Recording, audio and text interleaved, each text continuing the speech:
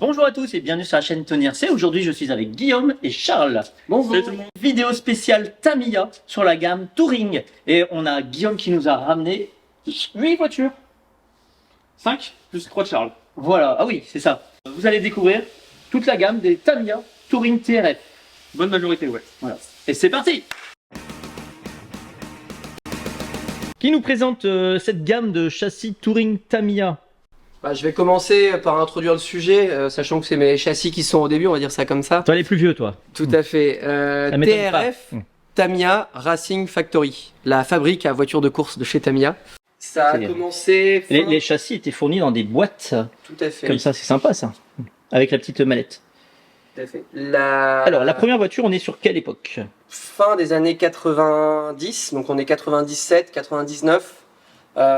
C'est très proche de la version TRF. Il y a le premier châssis TRF qui est sorti Touring, qui était une extension de ce TA03, qui est un châssis à courroie, le premier châssis Tamiya à courroie, 4 roues motrices, avec un moteur à l'avant. Donc ici on est encore sur des anciens équipements. Oui. Moteur à charbon, variateur Novak Cyclone pour uniquement la marche avant, etc. Et pourtant c'est une 4x4. C'est une 4x4. C'est quand même bizarre d'avoir un moteur à l'avant complètement pour une 4x4. On en regardera ça ensemble sur un sujet dédié à ce châssis-là, mais D'accord. la cellule avant peut aller à l'arrière. Donc on peut mettre aussi le moteur à l'arrière. Ici, tu as la place pour positionner le moteur. Et tant qu'on est là, puisque tu as un système d'attache rapide de ton accu à l'époque NIMH, Tout à fait. Option Tamiya pour génial le quick pour release. les endurances. Tout à fait. Voilà. Et puis variateur Cyclone Novak. Et Ça, orange c'est- USR. Oui. Donc ça, voilà. Donc le TA03, c'est le premier à avoir la dénomination Novak. Ok. Novak, TRF, wow, 4, 5, 6. Ensuite, encore un châssis. C'est aussi également mon châssis. Là, on est sur le vrai premier châssis qui commence par TRF. Parce qu'avant, on était un T03 version TRF. Là, on est un TRF 414. Alors déjà une garde au sol plus basse, parce qu'ici on avait vraiment une garde au sol très haute. Tout à fait. Et là, là on avait les amortisseurs très verticaux. Et ici c'est déjà un peu plus incliné. Et on est vraiment bas du sol. On a un châssis un peu en forme de ovale. Qui va être plutôt dans la génération moderne des châssis Donc- platine carbone sur le dessous, Double pont. double pont, qui permet de gagner en rigidité parce qu'à l'époque ces châssis-là étaient très rigides. Voilà, donc là on a un moteur arrière Tout à fait. avec un beau système de refroidissement en aluminium, c'est beau ça. Tout à fait, double courroie et Ouais. non, c'est un Ça, très beau châssis. Et là on C'est n'avait celui pas que j'avais, encore les aluminiums bleus. Non, Non. c'est celui que j'avais quand on était allé à Roselard. C'est celui que j'avais. D'accord, que j'avais oui. utilisé. Ok, et il est beau. Ça, Donc ça c'est un TRF 414 M, et qui est de quelle année à peu près? 2002 2000. 2002. Il commence le développement du 414X, du 404X en 99, après les victoires aux USA, avec la TRF USA. Et donc ils développent ce châssis-là, qui a permis à Shuriken de gagner les championnats du monde en 2002. Mhm. Donc après ils font les versions pionnières, avec les arrondis, les pièces bleues arrondies. Et ensuite, pour en arriver, donc Tamiya éditera en 2002 ou 2003 le WCR, le châssis World Champion Replica, donc avec les pièces bleues, Qui est les un- mêmes pièces bleues. Donc c'est le même châssis, Ouais. mais en version World. Avec Voilà. quelques options spécifiques au champion du monde qu'il avait lui modifié pour gagner. Ben, anti-roulis à l'avant. Tout à fait plus haute. Il y en avait une à l'avant, mais elle était plus petite ici. Ah oui, tout à fait. Elle était en Il dessous. y a vraiment quelques légères différences. Et celui-là est noté, il n'y en a eu que 1700 exemplaires. Donc on a Et ici- celui-là, il appartient à qui alors? c'est celui de Guillaume. C'est Et mon puis, bien, moi. Donc on est sur le 1374 sur 1700 exemplaires. Voilà, et t'as dû payer une fortune, Guillaume. Non, du tout. Non, non, ça Comment tu l'as trouvé? Le Bon Coin. D'accord. Tous les châssis viennent de Le Bon Coin. Ok. Donc faut trouver la bonne offre, la bonne occasion, au tarif, le tarif honnête. Donc t'as décidé de collectionner les châssis TRF. Voilà. Comme Charles, j'ai commencé Tamiya avec un TL01. Je suis passé ensuite sur un TA04, donc qui est le dérivé de ce châssis-là, qui est D'accord. sorti ensuite après la victoire dans les championnats du monde. Ouais. C'est la Pour version le grand touring, public, grand qui était la public. version touring grand public. Tout à fait. Ok. Ensuite, alors, le quatrième châssis. On repart sur Charles et ce sera le dernier, après je m'en vais, je vous promets. Celui-là, il a presque pas du tout roulé, c'est un 415 MS. Il est beau. Donc on a encore des évolutions, des accroches plus larges pour avoir plus de rigidité encore. Avec là pour le coup full aluminium bleu, anodisé bleu. Et on a un moteur qui est donc plus avancé, un peu plus avancé. centré. Tout à fait. Raplati en bas, Ouais, La donc, couronne est rabaissée. oui, le châssis il est fraisé là pour Voilà. pouvoir descendre le moteur contre le plus bas du châssis. On a la batterie d'un côté et l'ensemble radio de l'autre côté. Alors que là on avait les accus en long à Tout cette à fait. époque-là. Tout Donc est là on a décentré. vraiment une transition, on recentre les masses. Tout à fait. Donc là, c'est la deuxième édition du châssis. Ok, Donc il y a eu le 415, 415. 415 MS. Ouais. Et ensuite, on a eu le 415 MSX. Alors MSX, pourquoi cette appellation? Très bonne question. Bah, tu réponds pas, c'est pas grave. Je ne sais pas. Là, il y a quelques modifications. Et là, moi, après, je sais plus les différencier, lequel est lequel, et c'est Guillaume qui est vraiment expert. Là, je crois que sur celui-là, c'est quoi? C'est la platine hein, qui est plus courte. Oui. Des cellules aluminium plus grandes. Bah, déjà, grosse différence parce que la platine carbone ici est différente. Mm. Et on a une énorme cellule arrière avec une platine alu qui est magnifique d'ailleurs. C'est beau, hein? Tout à fait. Ah, c'est chouette. C'est comme ça, la grande époque Tamiya en châssis anodisé bleu, c'est beau. Tout à fait. Voilà. Ensuite, on a donc le TRF 416. Alors TRF 416, 416X. ok. Qui est donc le deuxième châssis que Mark Reinhardt a utilisé pour son troisième titre de champion du monde. Vers quelle année à peu près? 2004, si je ne dis pas de bêtises. D'accord. Donc on a une évolution notable au niveau du pont supérieur. Au niveau. Oui, on commence à être comme les touring modernes, Exactement. avec une platine carbone sur laquelle on peut régler le flex. Oui. Déjà, le 415 a intégré le fait de pouvoir tendre la courroie. On voit à partir du 415, on a les tendeurs de courroie modernes Avec des excentriques. avec des excentriques. Ici, à l'arrière. De mettre de la Alors, tension dans la courroie. Hop, je vais ici. C'est oui, voilà, ils sont. C'est quasiment impossible pour moi de les montrer. J'ai pas la caméra qu'il faut, mais on les voit ici. Les excentriques. Ok. Et dans le 416, ils ont commencé à introduire le moteur brushless. Ils commençaient à l'utiliser à partir du 416. Ok. Et il est magnifique hein, en super état celui-là. Très beau, très belle occasion. Ouais. C'est beau ça. J'ai pas eu grand chose à y refaire. Oui, était il a vraiment roulé un entretenu. petit peu. Il a roulé un peu, une petite usure, mais c'est honnête. Ouais, surtout que le carbone souvent c'est des châssis pour rouler dehors, Voilà, donc ça s'use un peu plus. tout à fait. Ah, il est chouette. Donc ce châssis-là, donc ce qu'on a encore, c'est donc un allègement au niveau de plus de flexibilité au niveau des ponts arrière, au niveau des pièces en aluminium. Ils ont séparé le support de couronne et les supports de diff arrière. Ouais. La couronne est revenue se positionner au milieu et les deux poulies de chaque côté, ce qui permet d'avoir du coup des différentiels identiques à l'avant et à l'arrière. On peut les intervertir. Voilà. Et normalement, dans celui-là, si je dis pas de bêtises, il n'avait pas encore le diff à huile. Là, la personne à qui je l'ai acheté en a monté, mais c'était encore le diff à billes à l'arrière et le Diff à billes. spool avant. D'accord. Ah oui, ok. Spool à l'avant, ouais. D'accord. À partir du 417 qui Et- est là. Et là, tu as eu la boîte avec. Non, je les ai tous eu en carton. Les boîtes, je D'accord. les ai... Cette boîte-là, je l'ai eu avec le 415. Ah d'accord. C'est tout. Les autres boîtes, il y en a une à Charles, mais les autres, je les ai eu en achat. Ouais, c'est bien d'avoir à aussi côté. des boîtes quand on collectionne. Ouais, c'est le petit plus pour les ranger dans l'étagère. Alors, c'est la suivante. Carrosserie protoforme. On verra d'où elle vient. Ah, Hubert Catelin, donc elle vient de la boutique à Moucron. Tout à fait. C'est vrai? Elle vient Merci de là. Shop, Menin. Madame Shop. Salut Hubert. Donc je lui avais pris l'année dernière.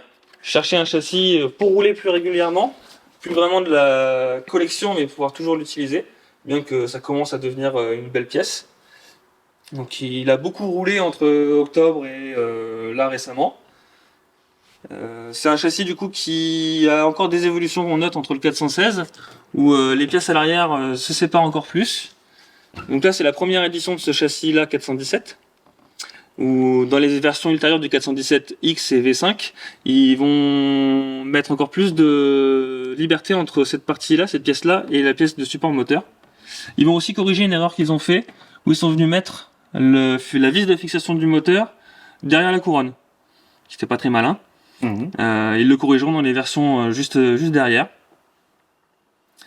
À partir du 416, pardon, on peut aussi noter Donc que... là, c'est le 416. 416. On peut noter aussi que la triangulation va évoluer, D'accord. où on perd la pièce en carbone qui était déjà dans les 415 juste à côté.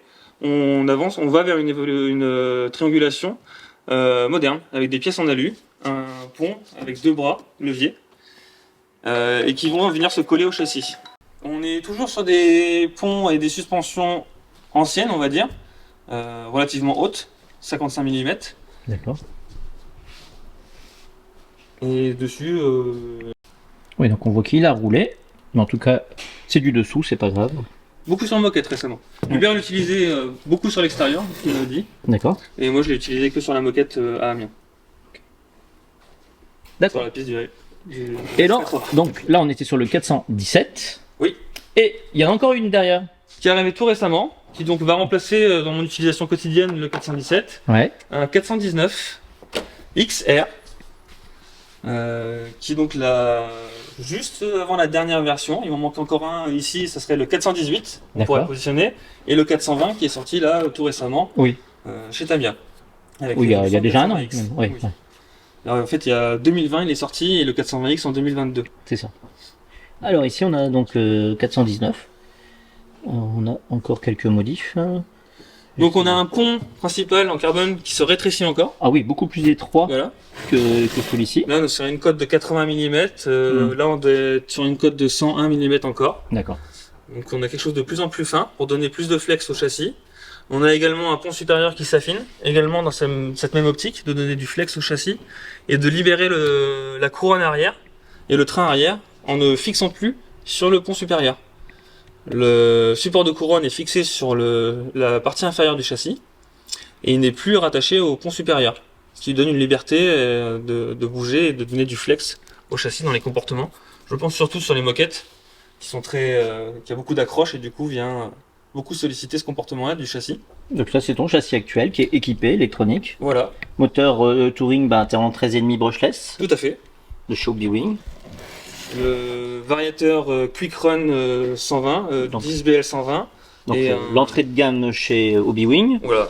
et un Servus Avox qui existe depuis des années celui-ci. Oh oui. Parce que même moi je l'ai eu il y a très longtemps. Voilà. Et je l'ai toujours, il existe encore. D'accord, donc là on est sur des diffs classiques, à l'avant et à l'arrière. Oui, on est sur Ok. les diffs à huile. On peut même y monter les diffs du dernier châssis. À l'arrière, j'ai dû changer le diff, j'ai mis un diff de 420, D'accord. TRF 420. C'est aussi les diffs qui sont compatibles avec le TA08, Ah oui. que j'ai également à la maison. Le châssis qui est incliné en dessous là en plastique. Tout à fait. C'est ça. On a le... Et donc le Une version TRF qui est déjà un châssis assez haut de gamme mais qui n'est pas un châssis TRF parce qu'il est en plastique en plus. Oui, c'est un châssis qui est pas fait pour la compétition, mais pour découvrir peut-être la compétition, je dirais. Oui. On a sur les TT01, TT02 du loisir, et on peut aller sur des châssis TA, qui sont plus déjà pour commencer à découvrir à un autre niveau, avant d'aller sur des châssis vraiment orientés compétition que sont les TRF. Et alors un petit mot, pourquoi avoir collectionné les châssis TRF? Il aime bien le bleu. Il y a un peu de ça. Comme toi, je suis fan de Tamiya. C'est la première vraie voiture radiocommandée que j'ai eue. Et j'ai toujours adoré ce qu'ils ont fait. Par mon travail en tant qu'ingénieur conception mécanique, j'adore regarder ces châssis-là, ce qu'ils en ont fait, les évolutions qu'ils ont subies, et la réflexion qu'il y a pu y avoir derrière. Et après, le bleu, c'est vrai qu'il est beau. Et en pilotage, t'as ressenti des différences ou pas entre les différents châssis, entre le 414, le 415, le 417 et maintenant le 419 que t'as récemment acquis? Ouais, on peut quand même sentir quelque chose. Toi, tu vois, avec un niveau entrée compétition, je suis pas un grand expert. T'es pas champion du mais- monde. Pas encore. Peut-être un jour, hein, ou mes enfants. Mais on sent quand même que l'évolution est notable dans les comportements. En comparant sur la même piste avec des mêmes réglages, on sent quelque chose de... Non mais c'est top. Ça fait du beau bleu. Il en manque, je sais pas si manque tu as deux. expliqué, il y a deux places, il en manque un ici, 418, et là le 420. Et alors c'est prévu de les avoir? On verra, si je trouve des Des occasions bons plans. intéressantes, des bons plans, à prix raisonnable, pourquoi pas. Si vous en avez un qui traîne au fond du placard, n'hésitez pas à vous nous contacter. Donc, on un s'arrange. 418, il y en a Si qu'un vous seul. en avez un, vous contactez Guillaume. W, donc Guillaume Vlodzarzik. Guillaume Vlodarzik, MW sur Et Discord. éventuellement, si tu veux, on mettra ton email en description de la chaîne et vous pouvez vous contacter. Si vous en avez un, vous lui faites une proposition. Tout à fait. Bah les gars, merci beaucoup. Vous avez encore des mots à dire sur la présentation de ces châssis? Non, non, c'est C'est rigolo. C'est rigolo, moi je trouve que c'est sympa, c'est vraiment la différence entre le dernier et les premiers où on a vraiment l'évolution technologique de conception a complètement changé. Après, il y a 10 ans, il y a 10 ans 20 au minimum. 20 Ouais, 20 ans Ouais, presque, il y a 20 ouais, non, t'as raison. Ouais. Il y a 20 ans d'évolution technique, donc c'est quand même très appréciable de discerner tout ça. Une anecdote? 5 fois champion du monde avec tout ça. Mais c'est vrai qu'il faut le dire. Ouais. C'est 5 fois champion du monde. Tamiya, c'est 5 fois champion du monde en touring. Un touring avec ses châssis ici. Donc, Là. Surikarn, et puis Reinhardt et Gros Camp. Reinhardt, l'allemand. Marc Reinhardt a 3 titres. Ouais. Surikarn a un titre avec le 414 qu'on a présenté tout à l'heure. Et puis. Marc Reinhardt a un titre avec le 415 et 2 avec le 416 et 416X. Et Gros Camp en a un avec le 417. Gilles Groscamp. Voilà. Voilà. Donc, Et ben. ça fait quelques championnats au compteur. Un petit projet qu'on a à deux, c'est de recréer la carrosserie du 414 World Replica. Donc on travaille beaucoup avec Guillaume pour refaire une carrosserie 100% réplica avec tous les bons Celle de autocollants. Reinhardt. Voilà. Non, Non, celle de Surikarn. Celle de Surikarn. C'est la Avec, seule. avec toutes les espèces de vagues là.